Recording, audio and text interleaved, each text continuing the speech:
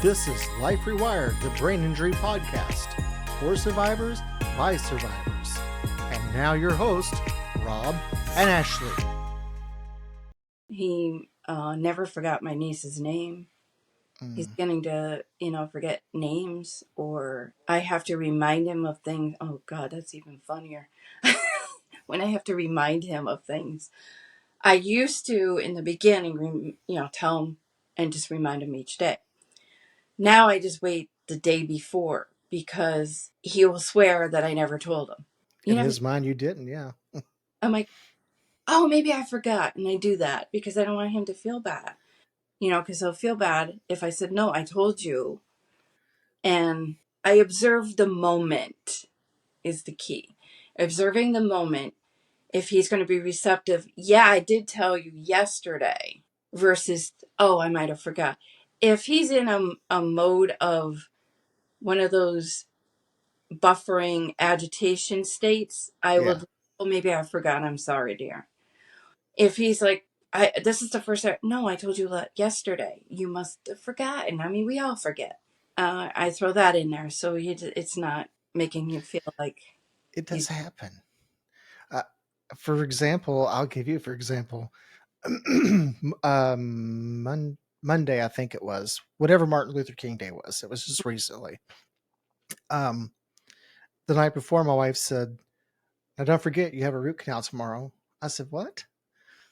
I said, how did I not know this? Oh, well, it's on the calendar. Well, I don't really pay too much close attention to the calendar, but she's apparently has told me several times, well, yeah, it sticks for 2, 3, 4 days, but after that, it's out of sight, out of mind.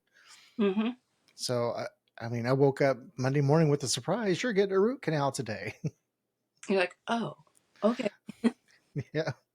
I Now, mean, does your husband remember, like, say if something recently happened, like say a loved one passed away, would he remember that? yeah. One individual, this is hard because it's a close friend of ours and a hero. He was one of his friends from work. He was a godsend to us because when he got hurt and they sent my husband back to work, by the way, to do light duty work. They were Wow. expecting him to get back in the bucket and cut trees down. I'm like, No. no, not happening. We're Mm-mm. fighting to get him safe. Yeah. So in the meantime, because it was a workman's case, you know how workman comp is. Mm-hmm. He would pick him up every day and stuff. That friend helped save his life, but he ended up dying from Mm. what he saved my husband from in a motorcycle accident. Oh. He will always be in our heart as a hero. Because without him and 2 other people, my husband wouldn't be here. They knew exactly what to do. If somebody falls and you witness somebody hitting their head, whether it's the back, side, front, make sure you lift the head up, even with their body. And I'll tell you why. The weight of your head could crush that skull that's cracked, and it could cause another injury that might not be a good prognosis. And they found studies that more people, if there is a witness and they do that, the outcome is better. My husband's a prime example of that. That's good information. And immediately get help, especially if they're knocked out, there's definitely a brain injury. Mm-hmm. And they need help ASAP. The reason that's why I asked you is because the reason I asked you is I have over in my corner, you can't see it. Sorry, I didn't mean to hit the microphone. Over in the corner, I have every funeral that we've been to since my head injury, because I'll talk about people, or I've even come home and said, I ran into so and so today, and they wouldn't talk to me. And my wife will say, well, that's because so and so died however many years ago. I don't remember it. Mm. So then I get to relive that all over again. Oh, that's horrible. Yeah. So Yeah, That's why I he was wondering if your husband remembered or not. yeah, he does remember people's passing. Um, he rem that one definitely. My mother. Things he doesn't remember are new skills. That's why you can never work again. We were told by he went to, I think he's on his seventh neurologist, Mm, because with workman's comp you got to go through three of theirs, and then when he retired for, he has a accidental disability accidental disability. Ooh, let's try that again. I'm combining things. Accidental disability retirement. gotcha. Um, so we, in order for him to get that, he had to see six more. And then the last one was the one that he ended up with and was seeing until he retired. And then he didn't have a neurologist for a while until the tremors started again. And actually, it happened that when he fell, that's when they say, you need to get that checked out. The trauma doctor saw it, the neurologist saw it. And I don't know about anybody's experience with neurologists. There are some neurologists that are good, but some of them can be a real. And I ran Yes. across the best of them. And I ran across, PAs that think, they're, you know, higher up. And I get very angry at people because I'm his advocate, my husband's advocate. And when he fell, whenever Dan, my husband's name's Dan, can't answer a question, I can tell when he's getting revved up. I'm Mhm. trying to keep him from getting agitated. So I have to buffer. So I have to jump in, which he doesn't mind because he can't get the process to Right. sometimes. Yeah. We call them brain farts. We do too. I get them too. If I pause, it's because I had a brain. So, this, so I'm answering for him in some question, and at one point, my husband said to the PA, I don't know. The PA says to me, well, does the wife know the answer? And in my mind, I said, you did not go there. Wrong person to do. Hmm. Said, yeah, the wife knows. And the wife knows this. And I went up and down the other side of him. I gave him everything. Good for you. And he just stood there and he goes, okay, then. Does the And he was wife very know? careful afterwards how he phrased things. Yep. Do not treat us like, we're overprotecting, or we're valuable people. I mean, the questions they were asking him at the hospital, what was he like? What is his personality? They need a baseline on what Right. for. And because of my training, I knew what they were doing. When he was in the rehab center that he went to, they were geared to deal with severe head injuries and severe Alzheimer's, Mm. not moderate. And they were having difficulty dealing with him. And I said, you would think that you would take this as a learning experience. And finally, Yeah. I don't like to throw out my degree and my training a lot, but I ended up doing that. And I said, look, you need to use this as a learning tool. And I'm willing to help you, but you need to have an open mind. And when a family meeting came, my mother was with me. God bless her. God bless. She was my. She knew exactly what I was going through, and I miss her dearly. I lost her in June, and So sorry. she was my support system. Thank you. Um, she was witnessing what I was going through with them, and I said, I listened to what they were saying about how he couldn't go home until another week, and this is what they found, and da da da da da da da. And I went through it. I said, yeah, I found that, and it was my turn to speak. I said, but my main concern is startle reflex. None of them mentioned it. Do you know the physical therapist leaned over and said to me, the one person that should know what a startle reflex is? What is that? Oh gosh. My sitting right next to me and heard the question. She looked at me, and then they say, "Oh, she knows her stuff." Yeah. And then I threw out my degree, and I said, "Startle reflex is when someone is in an environment and a fire alarm goes off. Are they going to respond to it and know to get the hell out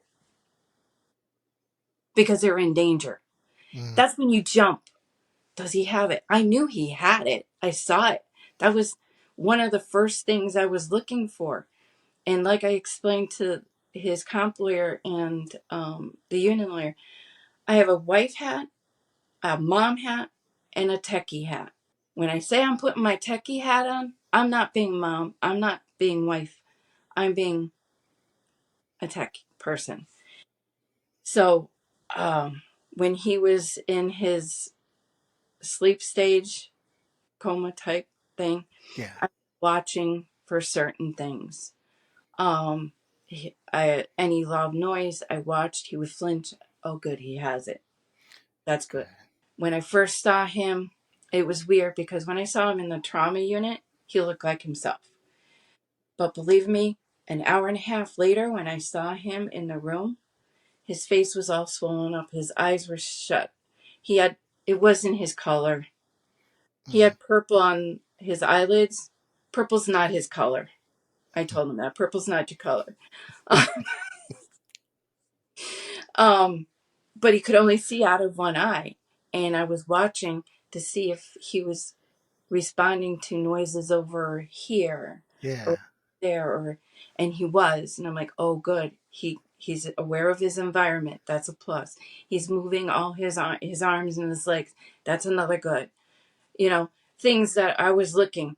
And when he did come to and he was coming out of it, I would have him do tracking. I would move my body one so that he would track me to see if he could track me, and he could. I mean, they didn't know awesome. doing all this, but it was a check on me because I wanted to know he was going to be okay. I mean, the thoughts that were good. And then when I knew he knew me, they had taken the tubes out. My kids didn't see him until the tubes were out. I was not going to scare them. And they had him sitting up in a chair. He wasn't a good patient. um, I come in and he has these white gloves on. They look like boxer gloves. They're mitts because he kept pulling at things Oh, that he wasn't supposed to, mm, and trying to keep a stomach. They ended up doing a stomach tube because he couldn't leave that alone oh, wow. because he was pulling it out. That's why they gave him the mitts. And he's kind of standing up in his chair, and I went, you need to sit down. And he's going like this, trying to get the mitt off. And I said, you need to sit down. He goes like this. He holds it out and he goes, Sue. And I went, oh, you know who I am. You said my name. But no, I'm not taking the mitt off. Oh, come on, come on, come on. And then I called for help. And then all of a sudden I see these white coats running down the hall. And they're saying it's Dexter. That's funny. That's so funny. Yeah. So, I mean, you have to see the humor in things because Hmm. that's what gets you through the hard times. It does. It really does. The humor is, that's one thing I'm so thankful that I did not lose. And my wife sees it all the time, and we can laugh about the dumb things that I do. Hmm. Just this morning, she said, is there a reason why the dish soap was in the refrigerator? Beats me. It's only the two of us live here. It wasn't her, so it had to be me. But, you know, instead of getting mad or worried about it, we just laugh about it. Because what are you going to do? If I do anything, you know what my husband says to me? What's I'm that? his head, not you. Remember, I hit my head. That's his.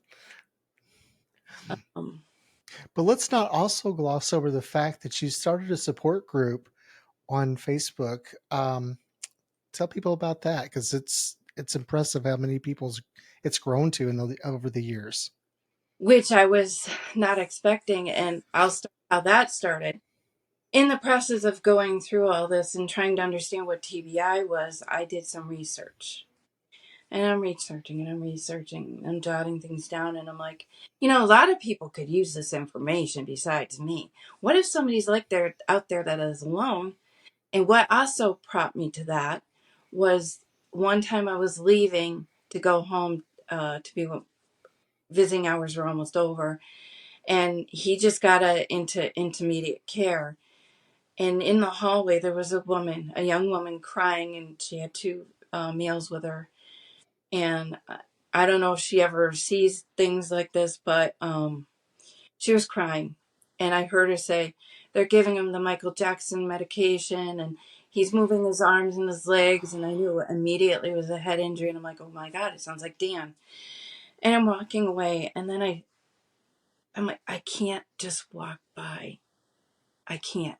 So I stopped and I turned around and I'm like, excuse me, I don't mean to be rude. I can't. I heard what you're saying. Um, who is the one that got injured?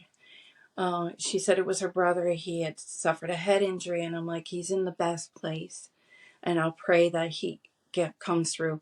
My husband's here. He's was in critical condition, just like your brother, but now he's in intermediate.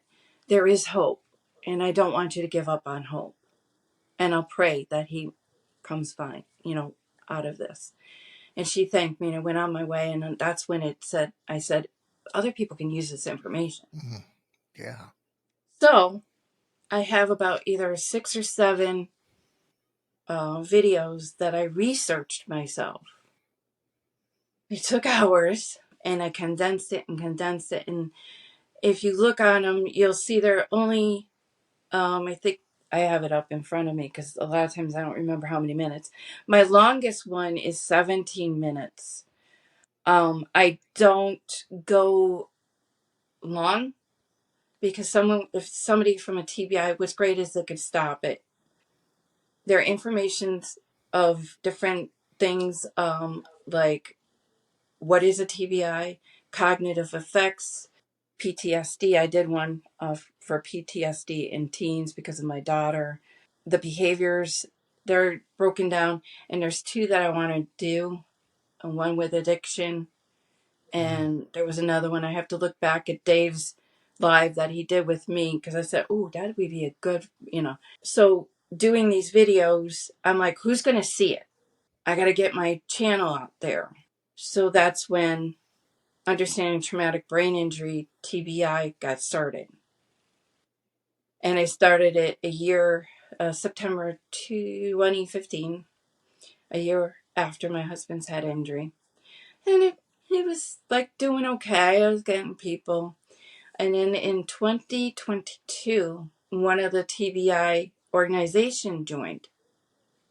I was like, what? What? It imploded Mm. when they joined. And Awesome. ran into a cycle. And it was before I put in the chat rooms. Then I'm like, well, some people don't want to talk about what they're going through because they don't want their loved ones to see it, but they need the support, but they need Mm-hmm. something behind the scenes. So I started the chat rooms. I'm like, okay, they got the chat rooms, I got this, and I can monitor it, da da da. And then it just kept growing and growing and growing and growing. And now we're at 5.4K 2 days ago. And I'm still getting more. More organizations are joining. I had to get moderators to help me because I work full time. I can't really. And I read the stories. They touch me. Some of them, I have to admit, make me cry. And I will answer some, you know, don't give up hope, or I give them encouraging words, or have you tried this? Or, some people ask me about behaviors, like they Mm-hmm. get agitated in a store. My husband, prime example, don't go to Costco with him. Not good. Um, how do I redirect? There's a window of opportunity to redirect a mind, and you got to take it. And you could do it nonchalantly. Some people will pick up on it. And if you're going in an aisle and he's getting agitated because people are all over the place, and, hey, hon, isn't that a great price for this? Or do we need this? Just get him out of that realm of agitation. So she uses that. She thanked me because she said it does work. I said, yeah. I mean, you just redirect. It takes like That distraction, yeah. you need it. Um, and then there is a one of the videos that I did. I had trouble sleeping, a lot of trouble sleeping. My kids ended up in bed with me because we needed a family unit to come together. They needed mom.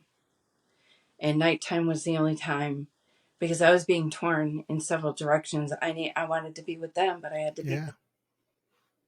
And I took unpaid work leave so that I could do what I had to do. There were times I would update people on Facebook about his condition.